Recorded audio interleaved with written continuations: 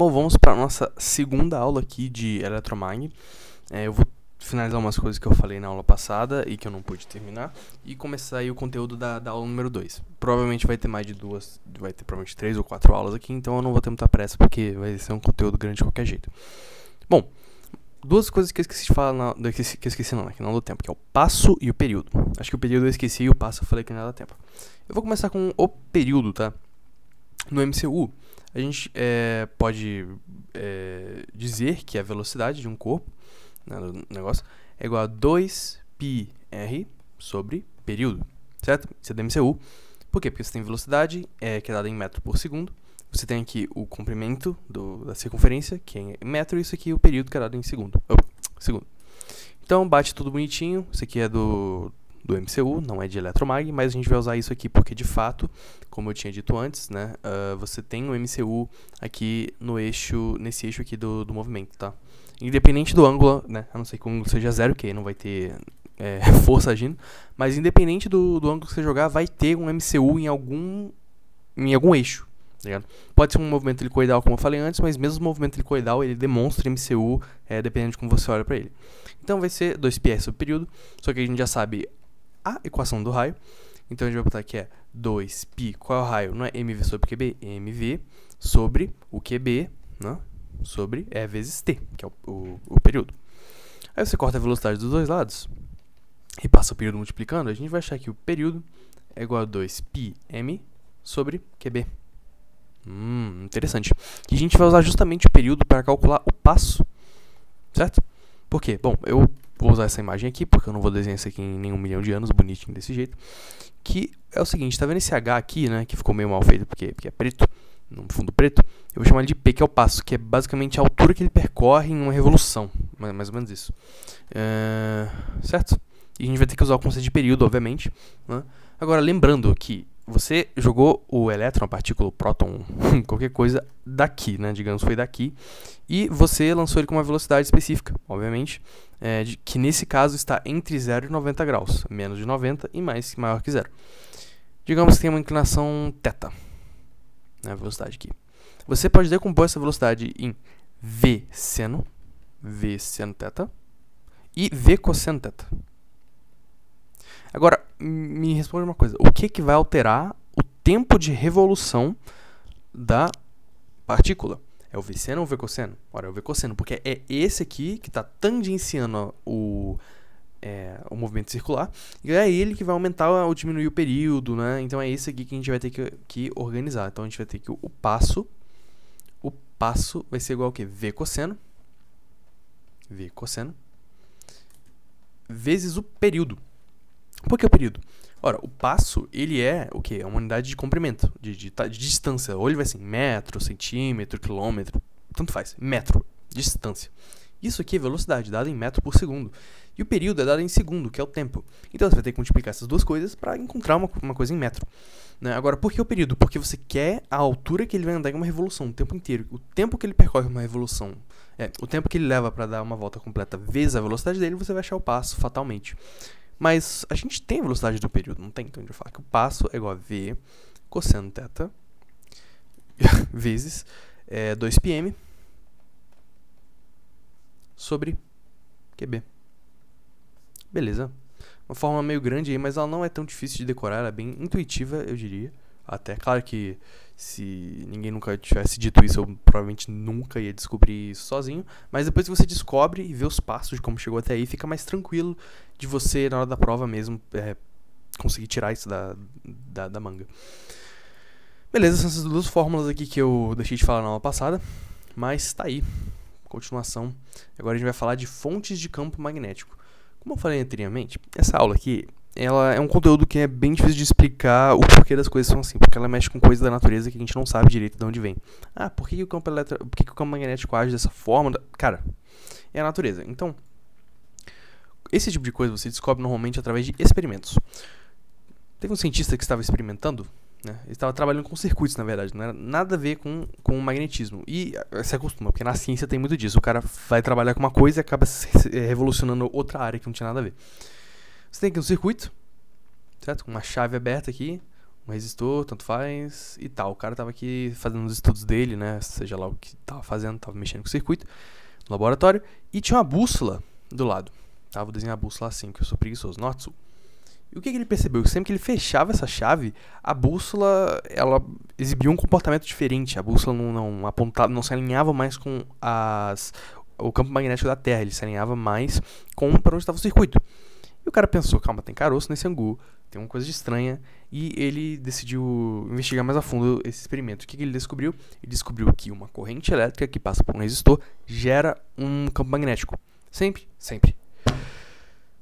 Mas isso parece ser, entre aspas, simples. Uma coisa assim, pá, é um fato que tá aí. Tá, vai sair mais umas 3 fórmulas aí, um monte de coisa, porque esse cara não descansou. Ele pensou o seguinte, cara, eu acabei de criar um ímã artificial. A gente não tem mais que se preocupar com a magnetita, né, extrair a magnetita da natureza, que é um ímã natural, né, que atrai o ferro, cobalto, níquel. Ele acabou de criar um ímã artificial.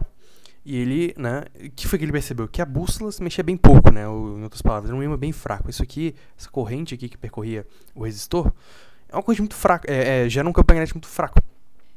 O que ele decidiu fazer? Ele falou, cara, vamos aumentar a corrente aí, ver se aumenta o campo magnético, para ver se a gente consegue realmente utilizar isso de maneira comercial, né, realmente ajudar aí, aplicar na vida das pessoas. E não deu em nada, né, aumentou bem pouquinho o campo magnético, mas ele decidiu, ele conseguiu, na verdade, fazer ímãs artificiais muito eficientes, que são solenoides, bobinas, toroides, que eu vou falar mais depois aqui, né, vamos focar agora em condutores lineares. Deixa eu ver o tamanho da aula, que eu acho que eu fiquei falando demais aqui. 6 minutos, tá. Então, você tem aqui um condutor, tá passando uma corrente por aqui, vou fazer ele em pé. Esse é um condutor, né, um fio condutor, pode ser de cobre, tanto faz. Fio aqui. E agora como é que é a cara desse campo magnético que surge? Não vou enrolar muito, ele é assim, meio que como se fosse uma cebola com várias camadas. Vou fazer ele mais assim, mais condizente com a realidade, tá?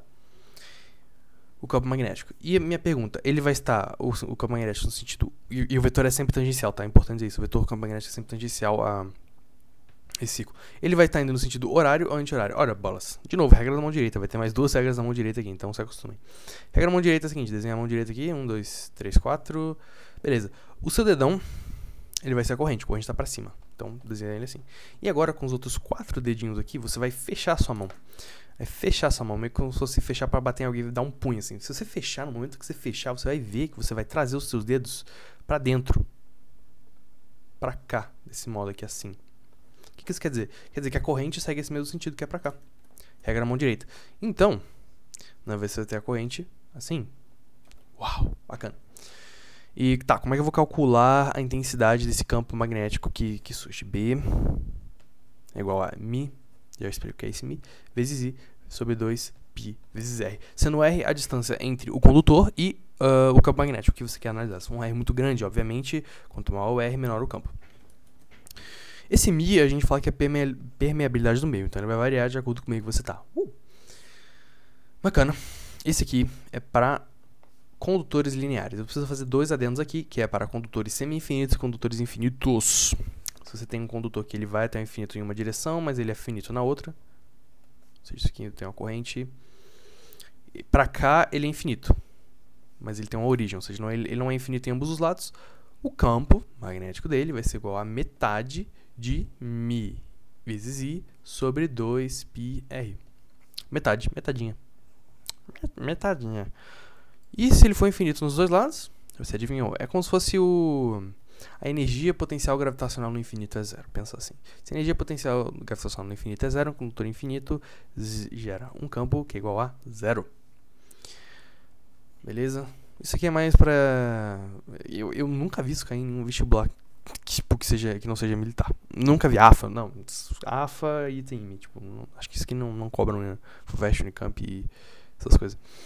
Bom, lembra que eu falei que esse ímã... Deixa eu ver se eu tô esquecendo de nada aqui, acho que não. Tá. Lembra que eu falei que o ímã natural, artificial, foi muito fraco. Esse ímã aqui foi muito fraco. O cara pensou assim, o que eu vou fazer?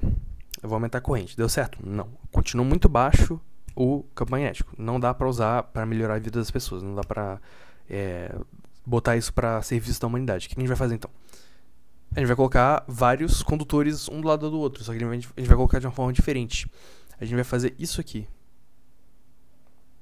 Ei, Jesus. Ei, Jesus. Isso aqui. O que é isso aqui? Voilá, uma espira. Deixa eu... Caraca, uma espira. Pronto. Formato circular. E isso aqui, cara, vai ser um pouquinho chatinho de explicar, porque, de novo, vai ter uma outra mão, outra regra da mão direita. Eu tô no computador aqui, não dá pra ajudar, não me ajuda muito. Tá, você quer um circuito, uma bateria e tal. E você vai ter uma corrente, eu vou dizer nesse sentido aqui por enquanto, uma corrente percorre nesse sentido. Corrente I. E obviamente, como a gente falou, vai ter um campo magnético. Esse campo é diferente, ele não vai surgir como se fosse uma cebola em camadas aqui em cima. Ele vai sair num ponto no solenoide. Na espira, nossa, eu ia falar solenoide, eu falei errado. Na espira, aqui no centro. Qual é a fórmula? Já vou deixar a fórmula aqui no ar logo, para você já ir se familiarizando com ela. Eu joguei o quadro lá para longe. B é igual a Mi vezes I sobre 2R. Vai conhecendo melhor isso aqui. Caraca, eu apertei o botão da caneta sem querer. Então o que vai rolar? Regra na mão direita, pra você saber como é que tá as linhas de ação e você saber eventualmente qual é o polo norte e qual é o polo sul aqui da espira. Mão direita. Dedão, corrente. Nossa. Tá, vou me esforçar um pouco mais, vai. A corrente não tá indo pra cá, então a corrente vai sempre pra cá. Fecha a mão. Isso aqui é só unha, tá? Que eu tô falando aqui. Tipo, é só unha. Sua mão vai ficar mais ou menos assim. E vai fechar pra esse sentido aqui. O que significa? Que as ações, elas estão entrando no quadro. Elas estão meio que perfurando... Quadro de novo. O monitor. Elas estão entrando assim. Entrando. Eita. Tá, vou apagar isso aqui. O que isso quer dizer? Cara, se ela tá entrando... Elas saem do norte. Elas saem do norte. E elas fazem o que? Entram no sul. Se ela tá entrando, esse aqui é o polo sul. Ou seja, se um cara tá olhando aqui dessa direção, ele tá olhando pra cá, ele vai pensar assim, opa, deixa eu desenhar um balão de fala aqui, polo sul. E se tem uma pessoa olhando aqui atrás, né, ela tá entrando, ou seja, tem que fazer aquele símbolozinho de entrar, né, que ai, Jesus, isso aqui é a bundinha da flecha.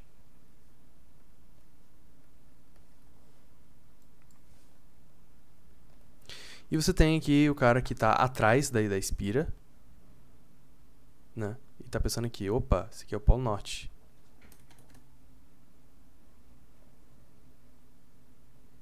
Norte. Então depende de onde você tá, você vai ver polo norte e polo sul, e as linhas saem e entram assim.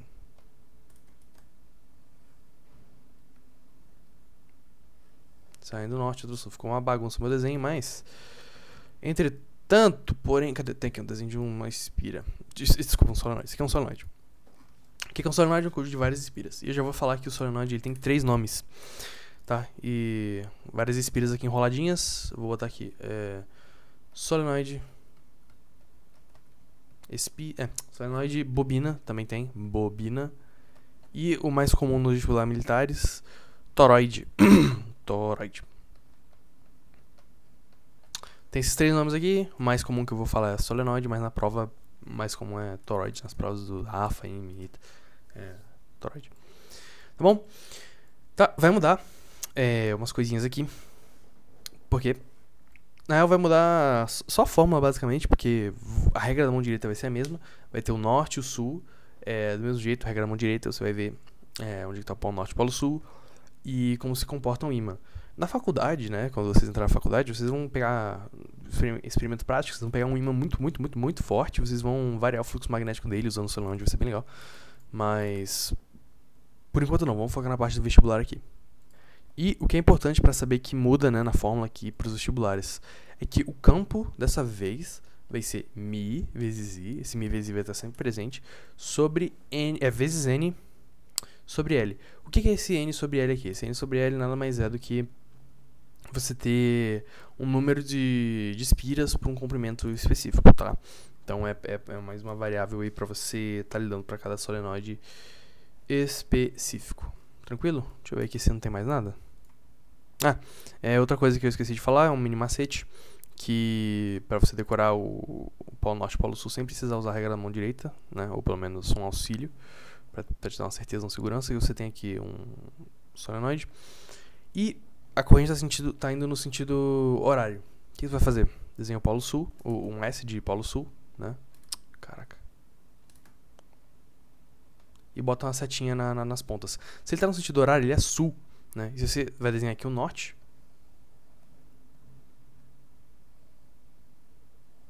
Bota a setinha no meio. Se ele tá no anti-horário, é porque esse aqui é o polo norte, tá?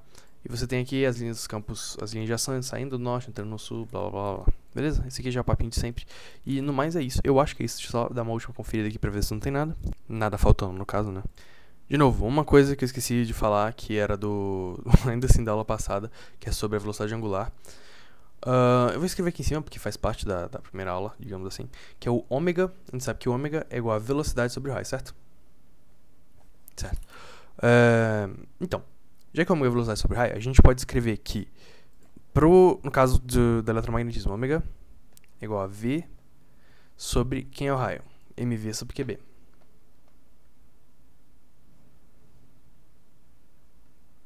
Corta V com V, no caso aqui seria V seno, na verdade. Seno. Mas vai cortar de qualquer jeito. A gente tem que o ômega, velocidade angular, é igual a M sobre QB.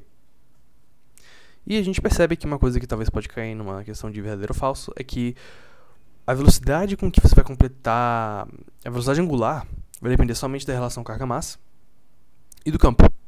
E do campo magnético. Ou seja, não vai depender de velocidade, de ângulo, de nada. O que é bem interessante você pensar nisso, né? Se você jogar dois átomos com a mesma relação de carga-massa sobre o mesmo campo magnético, eles vão, independente do raio, né? O raio pode ser enorme, você pode botar um raio enorme para uma partícula, um raio minúsculo para outra, eles vão ter a mesma velocidade angular. O que é bem interessante de se pensar, né? Mas é só um detalhezinho extra. E no mais é isso, eu vou ver se vai ter outras aulas, provavelmente vai ter uma parte 3 ou 4, não sei ainda se tem mais coisa interessante para se falar sobre esse assunto aqui. Do básico, claro, vai ter aulas da parte de aprofundamento. Mas no mais é isso. Muito obrigado por assistir até aqui e até mais.